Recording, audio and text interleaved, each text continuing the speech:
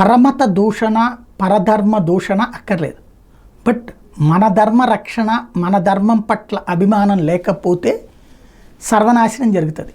చివరికి నీ బ్రతుకు మారిపోతుంది. అలా మార్చేసిన కుట్రల ఫలితంగానే ఈ దేశంలో కొత్త మతాలు పుట్టుకొచ్చినాయి. ఈ దేశంలో పుట్టింది కాదు కదా క్రైస్తవం, కానీ హిందుత్వం తప్పించి మిగతా మతాలన్నీ బయట నుంచి వచ్చినటువంటివే కదా. ఇస్లాం బయట నుంచి వచ్చింది, క్రైస్తవం బయట నుంచి వచ్చింది.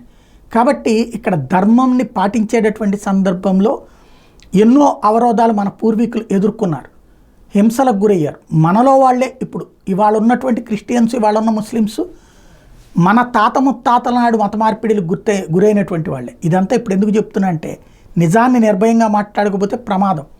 కుకీ తెగలు మణిపూర్లో ఉన్నటువంటి కుకీ తెగలు క్రైస్తవం వైపుకి ఎక్కువగా మళ్లించబడ్డాయి. వాళ్ళు చైనా బర్మా వాళ్ళ ప్రోత్సాహంతో రెచ్చిపోతూ ఉన్నటువంటి పరిస్థితి. సాంస్కృతిక దాడిలో హింస ఎక్కువ ఉంటుందనడానికి సాక్ష్యం, ఎదుటి సంస్కృతి వినాశనం చేస్తారనడానికి సాక్ష్యం మన చరిత్ర అంతా కనబడుతున్నటువంటిదే.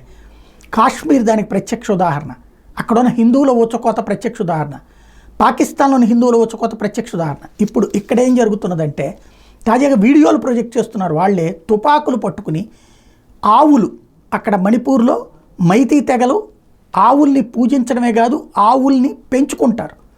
వాళ్ళకి పశు సంపద అనేటువంటిది ఒక పక్కన ఆదాయం, రెండో పక్కన వాళ్ళ ఆస్తి.